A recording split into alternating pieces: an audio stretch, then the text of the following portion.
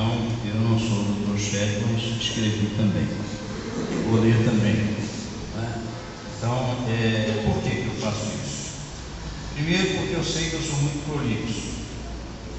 Então, eu corro como prolixo que sou, com sério risco de ir além do necessário. Ou seja, não além do necessário na essência, mas além do necessário naquilo que não é essência. Então, eu corro esse risco. Então, para me guardar disso, eu prefiro que vocês recebam exatamente aquilo que foi pensado e que, sendo pensado, foi escrito e que está documentado para mim mesmo, que ficará também no seu coração. Os temas que foram propostos para os 2 dias foram, primeiro, nesse momento que estamos vivendo agora, o músico e a música no ministério cristão, qualidade e espiritualidade. E o segundo momento seria a verdade como critério para a experiência, adoração e missão. Então eu quero, em primeiro lugar, fazer uma explicação com relação a uma pequena mudança. Eu quero pedir desculpas aí à liderança e dividir. Eu acho muito importante que a gente divida naquilo que é principal, ou seja, eu queria dividir o músico e a música. Eu queria tratar desses dois elementos em momentos diferentes e observando na questão do músico a qualidade e a espiritualidade, conforme foi proposto, e depois eu vou tratar da música logo mais à noite, e aí então vamos entrar em adoração e missão. Embora que todas essas coisas estão fundidas por si só, porque não há como separar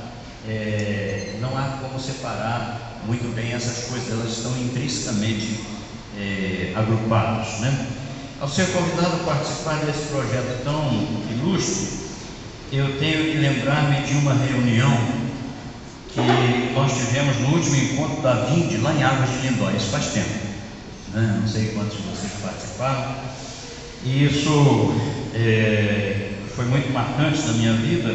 Eu me lembro quando vários dinossauros, eu chamo assim na ausência deles, sempre na presença deles, mas vários daqueles dinossauros estavam tão agradecidos a Deus pela história relevante de suas próprias vidas e ministério, que eles discutiam sobre o legado que deveria ser deixado para uma nova geração. Então, naquela ocasião se pensou em escrever alguma coisa, se escrever um livro ou se fazer um edital a respeito de alguns fundamentos que deveriam ser deixados para a próxima geração, mas eu não sei se esse projeto decolou ou não. Eu não ouvi falar mais a respeito disso. Para falar a verdade, eu sei que aqui e acolá, cada qual, evidentemente no seu cada qual, tem feito uma coisa, né?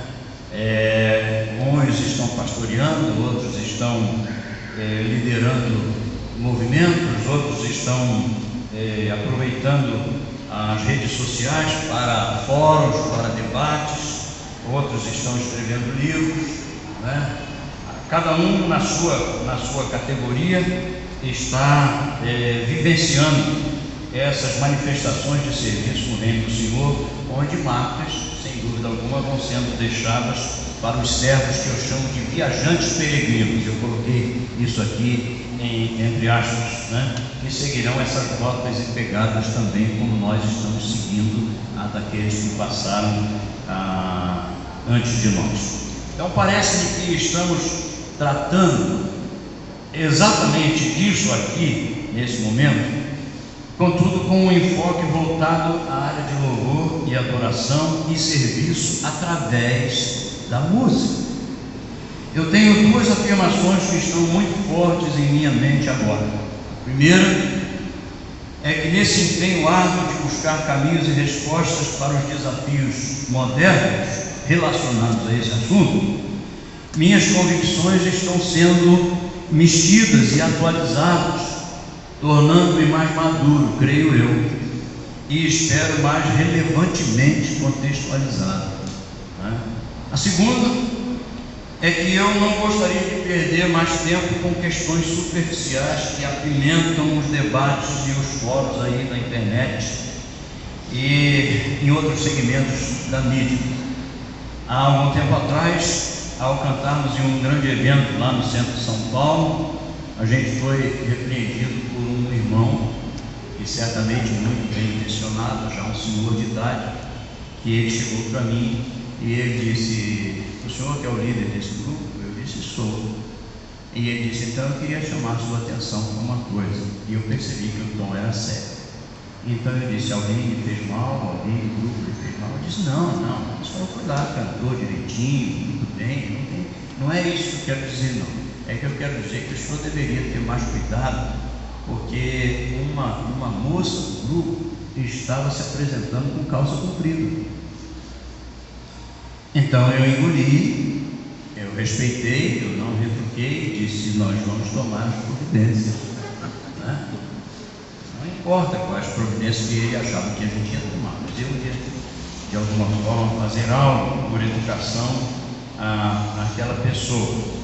Eu mesmo me recordo que quando jovem, como equipante, lá no acampamento da Palavra da Bíblia, em Atibaia, São Paulo, eu liderando aquela equipe, eu aconselhei um dos equipantes a cortar o seu cabelo, que estava comprido demais.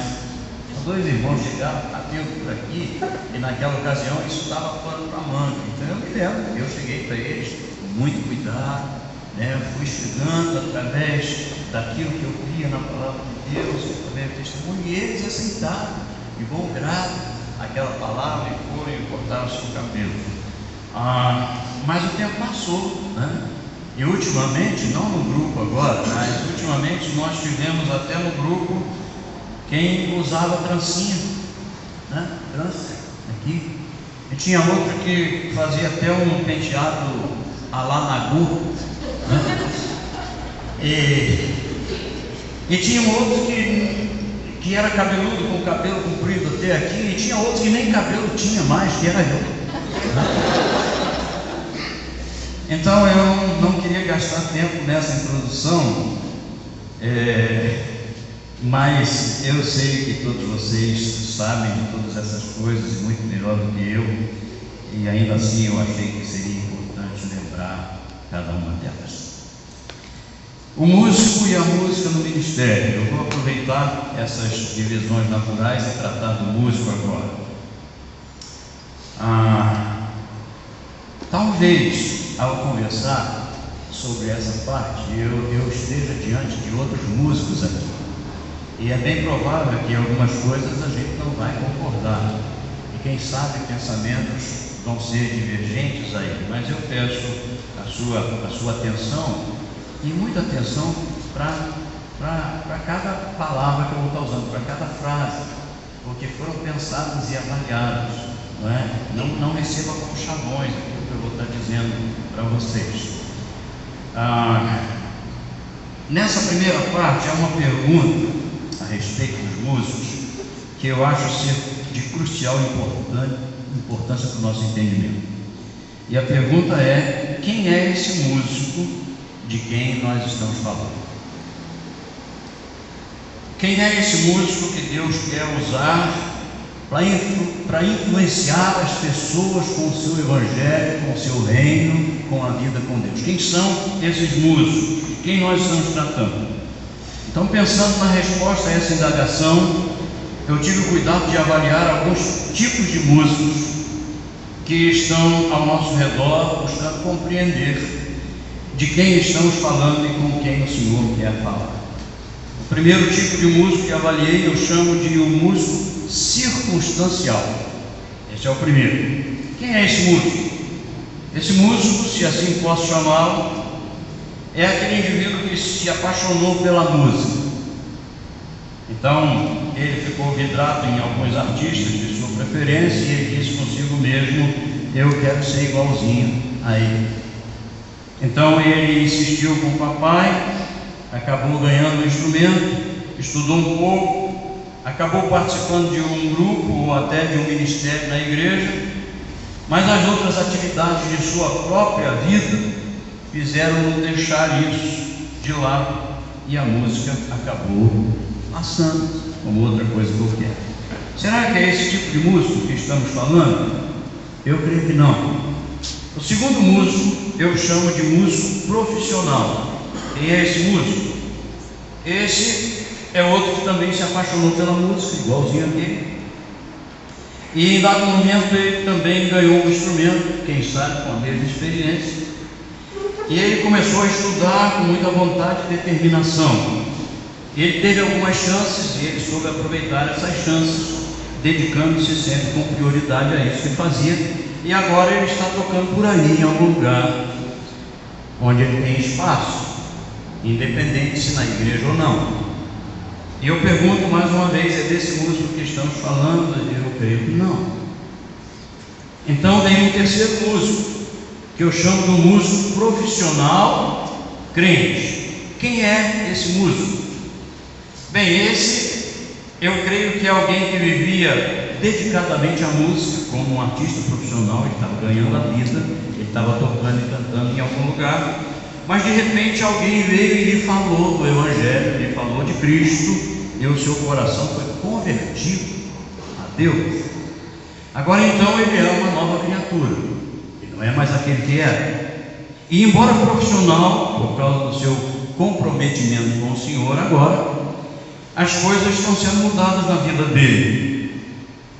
Algumas músicas, por exemplo, que ele tocava antes, agora ele não pode tocar mais, ele não se sente mais à vontade em tocar, não é? Há algumas letras que ele cantava antes como cantor, ele agora não pode mais cantar, não cabe mais na sua nova leitura da vida.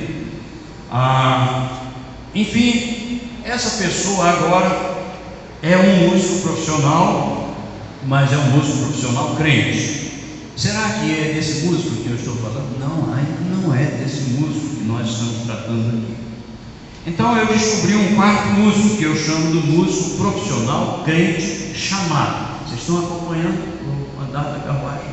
Agora é um músico profissional crente chamado, entre aspas. Então este sujeito é aquele que era ou é dedicado profissionalmente à música, e todo mundo sabe disso.